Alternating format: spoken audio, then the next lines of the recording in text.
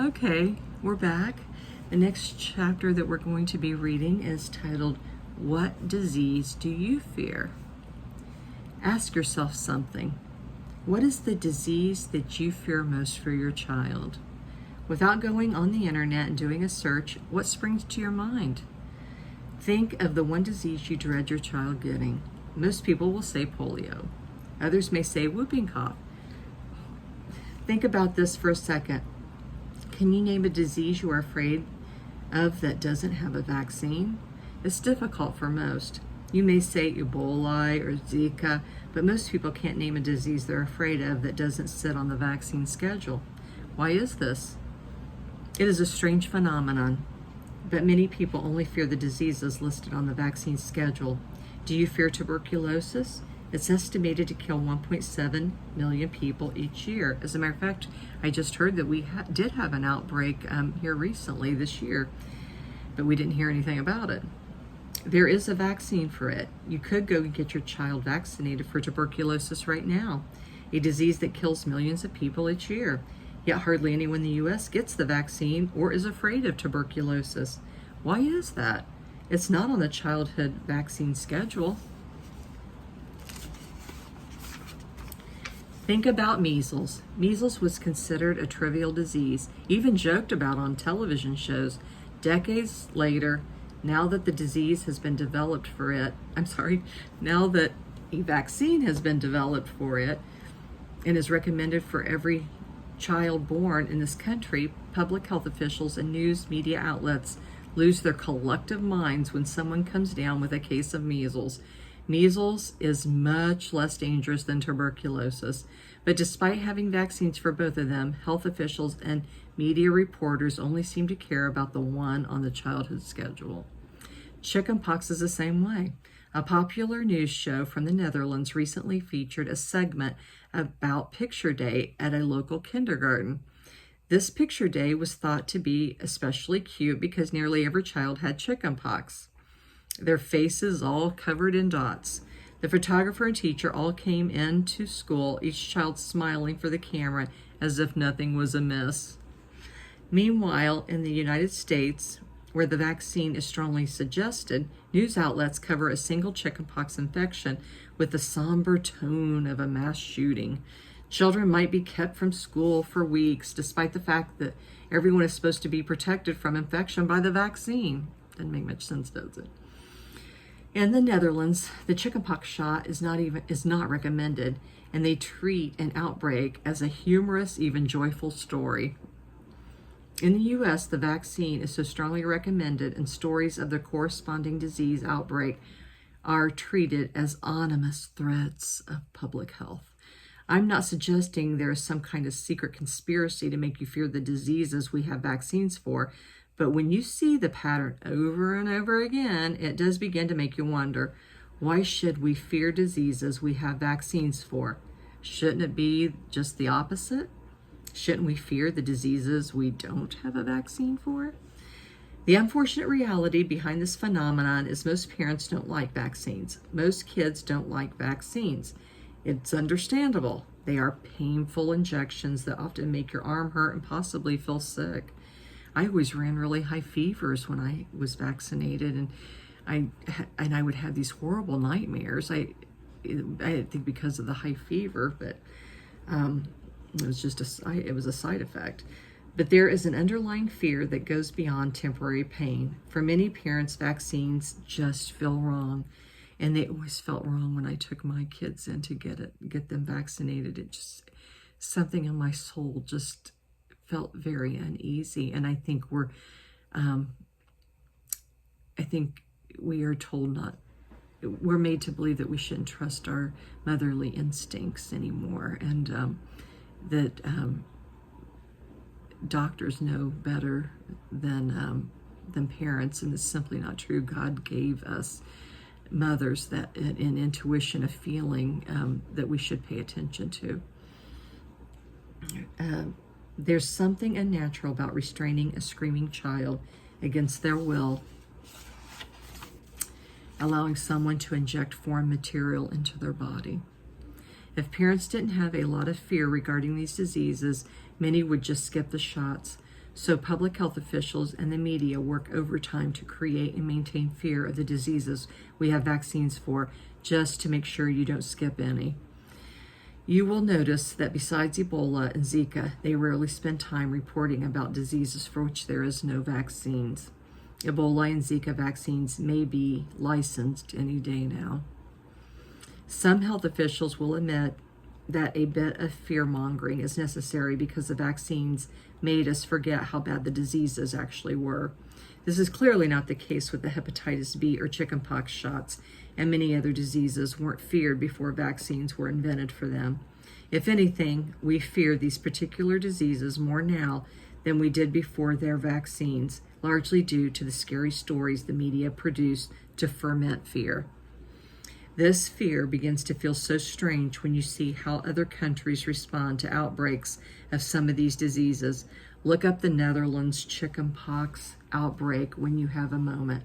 Watch how they laugh about it. This may seem like a strange phenomenon unconnected to your opinions about vaccines, but for anti-vaxxers, it actually plays a very important role in their goal of giving us our goal of giving as few vaccines as possible to our children. If you would have asked me years ago what the one disease I feared my child getting, it would have been polio. Once I realized the likelihood of my child getting paralyzed was nearly zero because we don't coat their food with DDT or lead arsenic pesticides anymore, I felt completely confident in skipping the polio vaccine. If you took polio off the list, I'm not really sure what I would have mentioned next. Nothing would have come to mind. I would have had to have looked over the childhood vaccine schedule and picked something. You may be afraid of the diseases we have vaccines for, but here's a very important thing to remember. There are thousands and thousands of other viruses and bacteria which could harm your children just as easily. We have vaccines for just a tiny, tiny percentage of known viruses and bacteria. Probably less than 0.01%, yet you could probably not name a single one. You are afraid of the ones listed on the childhood vaccine schedule, but not the others. If a child were to be harmed by one of these other viruses or bacteria, it would be unlikely to make the news because there's no vaccine for it. If it were a vaccine preventable disease, then it would be talked about for days on end. Anti-vaxxers recognize this phenomenon and realize that even if their child received every vaccine available on the planet, even more than the 72 recommended by the U.S. health officials, it would still only protect them from a tiny fraction of the hundreds of thousands of varieties of microbes they might encounter on any given day. And I'm going to add to this that we can't avoid these viruses and bacteria. As a matter of fact, we wouldn't want to, because it is what builds our immune system. It gives us it's healthy to fight these things off. It strengthens our immune system as long as we are nourished well. And that's all I'm going to say about that. Instead of subjecting their children to potentially hundreds of injections, anti-vaxxers focus on creating optimum health and nutrition. We believe that vaccines can interfere with proper immune system function, and know that when optimum health and nutrition are present, the immune system can take care of nearly any infection, even the ones for which vaccines don't exist. At this point, you may be thinking, why can't I do both? Why can't I give my children the vaccines that are available and focus on their health and nutrition for the other diseases which have no vaccine? There is a specific reason for this, and I've held off talking about it so as not to scare you away. The reason most anti-vaxxers avoid a certain vaccine isn't only because they don't fear that disease, but two other reasons you'd probably never expect. And the next chapter is titled Unnatural. Although many of the vaccines on the childhood schedule could easily be considered unnecessary because the disease no longer poses a threat, many anti-vaxxers choose to skip some of them for another reason. Vaccines screw up your immune system. This may come as a surprise to you, but our attempts to hijack the immune system with vaccines tend to create unintended consequences. Most people think of vaccines as simply taking a harmful virus or bacteria, killing or weakening it so that it can't harm, and introducing it into the body to create an immune response without all the danger of getting the actual disease. Many vaccines actually don't work this way. Take the pertussis or whooping cough vaccine, for example. The pertussis vaccine, the AP, little a, uppercase P, in the DTaP vaccine presents a really interesting example of how vaccines are inferior to natural infection. During a pertussis infection, the bacteria triggers the release of several toxins. One of them is extremely clever and is called ACT. ACT tricks your immune system into thinking nothing is wrong for about 14 days. This gives the infection a 2-week head start before your immune system figures out what's really going on. During that time, the infection has time to get a solid foothold. Eventually, your immune system catches on and is able to develop protection against the ACT toxin.